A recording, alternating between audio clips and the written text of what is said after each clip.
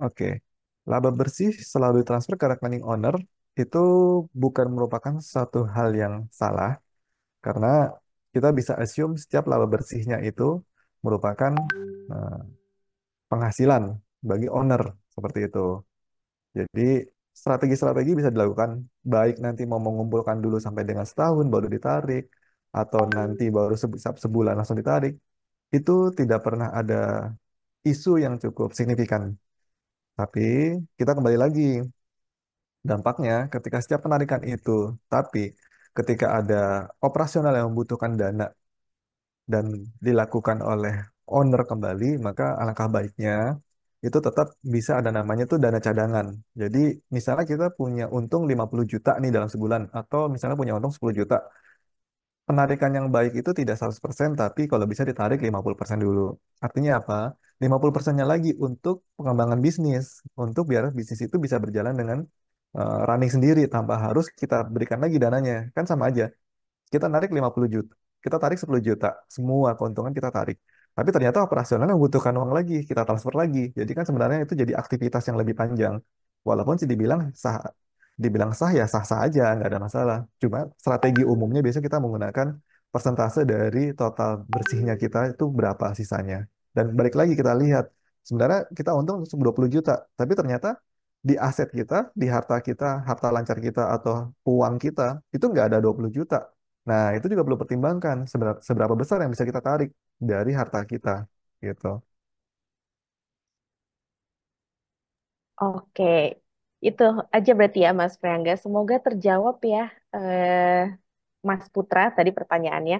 Kalau misalnya mau berlanjut berkonsultasi boleh banget gitu ya. Boleh. Kebetulan Mas Priangga ini juga open banget ya Mas Angga untuk diskusi-diskusi ini, konsultasi dan tentunya memberikan solusi yang sesuai gitu ya untuk bisnisnya Mas Putra. Oke, lanjut di pertanyaan ketiga. Ini ada pertanyaan dari Kak Sheryl. Halo Mas, saya ingin bertanya. Saya baru mau mulai usaha, tapi lemah bagian finansial atau keuangan gini. Sedangkan saya nggak punya budget untuk hire karyawan. Mau minta saran, langkah awal apa yang bisa saya ambil sebagai pemula? Terima kasih. Mungkin boleh dijawab Mas Angga. Oke. Sebenarnya kuncinya satu. Ketika kita mau mulai bisnis, kita perlu tahu keunggulan kompetitif kita itu apa. Keunggulan kompetitif kita apakah di bidang produk, apakah di bidang pemasaran, apakah di demografi, atau di relasi. Kita perlu lihat terlebih dahulu. Kalau ternyata kita kondisinya memang punya keunggulan secara kompetitif nih, punya keunggulan kompetitif dari sisi produk, yang mana produk kita itu memenuhi skala unsur FRIO, ya artinya kita nggak mudah diimitasi lah produk kita. Tapi kita nggak punya modal, nggak punya keuangan. Nah, langkah awalnya pasti adalah kita coba eh, buatkan laporan keuangan atau membuatkan pencatatan yang paling sederhana dulu aja. Misalnya nggak punya budget buat nge-hire karyawan, ya udah pastikan dengan adanya kondisi seperti itu, kita bisa susun nih buat pencatatan yang lebih sederhana. Misalnya, ya simpelnya keluar masuk dulu. Nah, artinya kan ketika bisnisnya baru mulai, nggak terlalu banyak aktivitas. Berarti artinya Bu Seril sebenarnya cukup waktu karena aktivitasnya belum terlalu banyak. Harapannya seperti itu. Jadi bisa berfokus terlebih dahulu ke bagian pencatatan ringan terlebih dahulu. Nah, ketika selanjutnya ternyata sudah mulai terlihat pencatatannya tersebut itu bermasalah, atau misalnya pencatatannya itu kita susah ikuti, ternyata bisnisnya terlalu cepat. Karena kan kalau misalnya kita ngomong bisnis terlalu cepat, dia menjadi growth ya, dia menjadi lebih besar bisa lagi. Artinya kekuatan keuangannya seharusnya kalau kita ngomong yang secara logik, kekuatan keuangannya akan semakin meningkat ketika transaksionalnya semakin tinggi. Nah, ketika sudah seperti itu, ada beberapa metode yang bisa dilakukan. Jadi ketika keuangannya sudah meningkat, itu bisa menggunakan metode yang pertama, meng-hire karyawan, atau yang kedua, mungkin ini yang sangat lebih efisien, yaitu adalah menggunakan konsultan. Nah, mungkin salah satu yang bisa dipertimbangkan adalah konsultan dari Majo itu sendiri. Karena konsultan dari Majo, kita bisa memberikan harga yang kompetitif dan bisa negosiasi dengan harga yang sangat murah. Seperti itu. Seperti itu, Mbak Oke, Gima. seperti itu ya, Kak Sheryl ya. Jadi ada dua opsi dari Mas Priangga. Mungkin tadi bisa pakai pencatatan keuangan yang sangat sederhana gitu ya, sederhana banget. Atau yang kedua, opsi menggunakan konsultan. Nah, konsultan ini kita nggak memberatkan ya dari Majo Cleaning Service, tentunya harganya bisa disesuaikan gitu ya, sangat terjangkau gitu. Mungkin boleh nanti Kak Sheryl em, minta nomornya atau nanti kita cek ke database gitu ya. Boleh kita cek kalau mau konsul-konsul gitu. Siapa tahu harganya cocok gitu ya. Kan kebetulan Kak Sheryl nih belum ahli ya di bagian finansial keuangan gitu. Jadi kita akan bantu. Oke deh, kalau gitu aku bacakan ke pertanyaan selanjutnya ya, Mas Angga.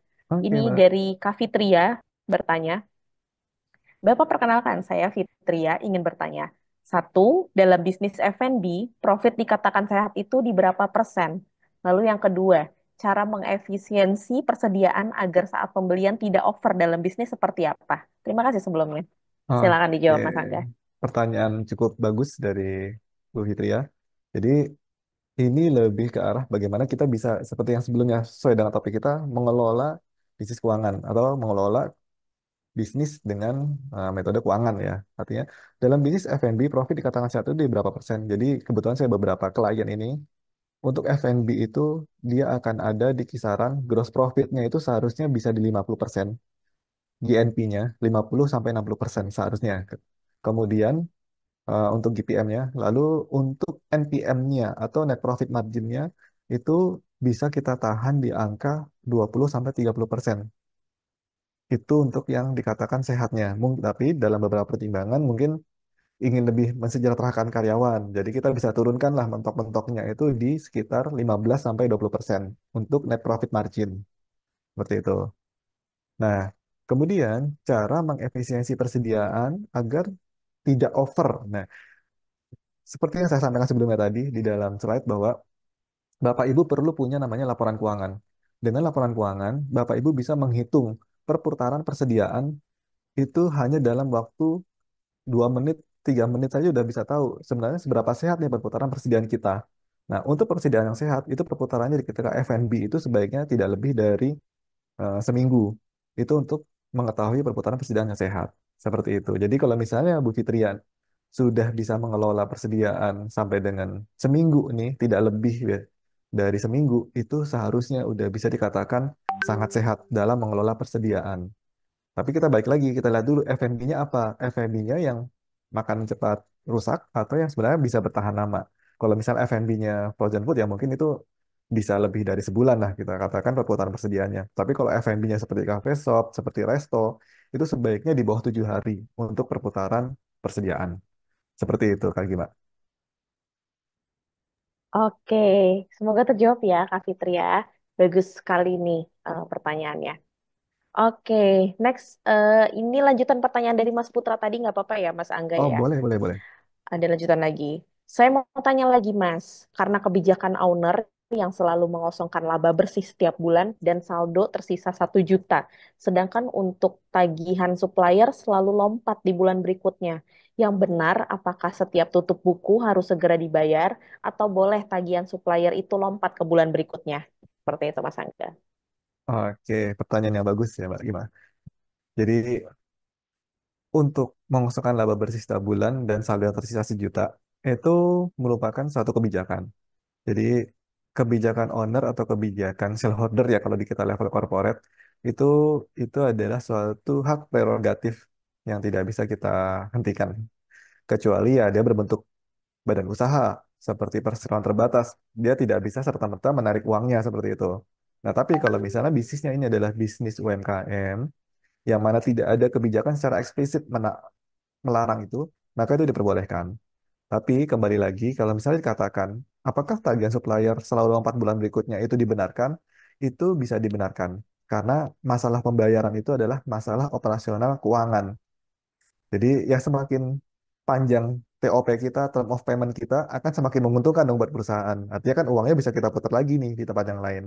Hanya saja, tanda kutip, perusahaan bisnisnya Mas Putra ini harus memiliki pembukuan.